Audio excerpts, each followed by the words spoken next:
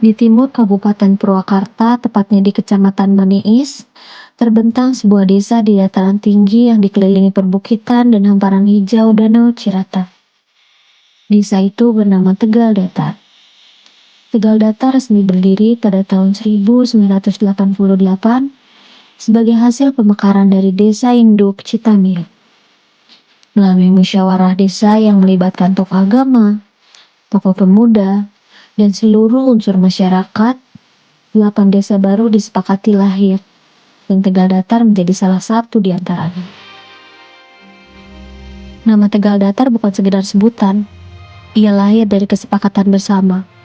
Konon, dahulu wilayah ini sempat diusulkan bernama Datar Randu, karena banyaknya pohon randu yang tumbuh menjulang.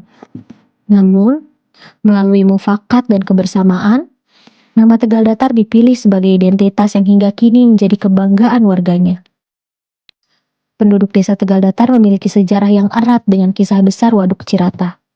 Sebelum menjadi danau buatan seperti sekarang, Cirata adalah sebuah perkampungan, tempat ribuan warga menggantungkan hidupnya.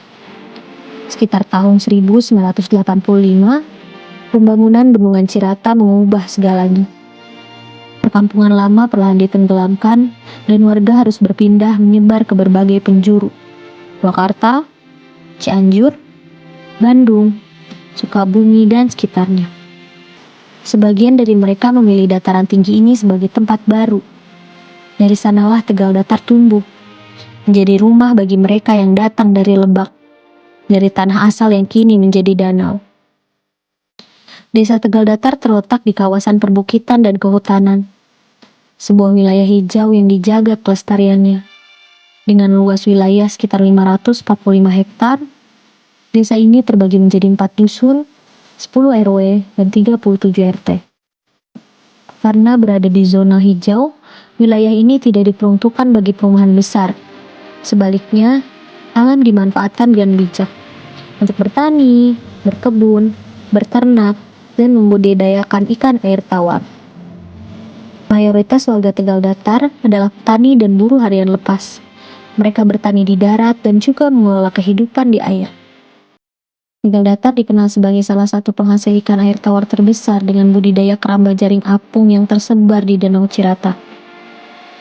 Ikan-ikan dari desa ini mengalir ke berbagai daerah, Jakarta, Bandung, bahkan hingga Lampung dan luar pulau. Selain perikanan, desa Tegal Datar juga hidup dari usaha kecil masyarakat, mulai dari olahan singkong, pisang, produksi arang, makanan rumahan, dan kerajinan tangan. Melalui BUMDes, desa turut mendukung penyediaan bibit ikan dan penguatan ekonomi warga, agar potensi lokal terus tumbuh dan berkelanjutan.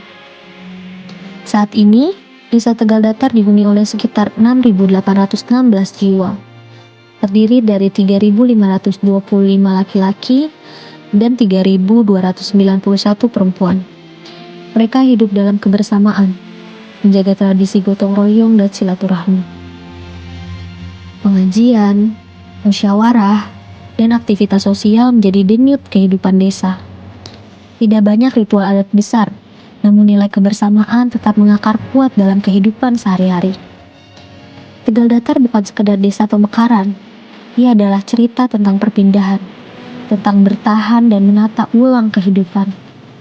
Dari perkampungan yang tenggelam, lahirlah harapan di dataran tinggi.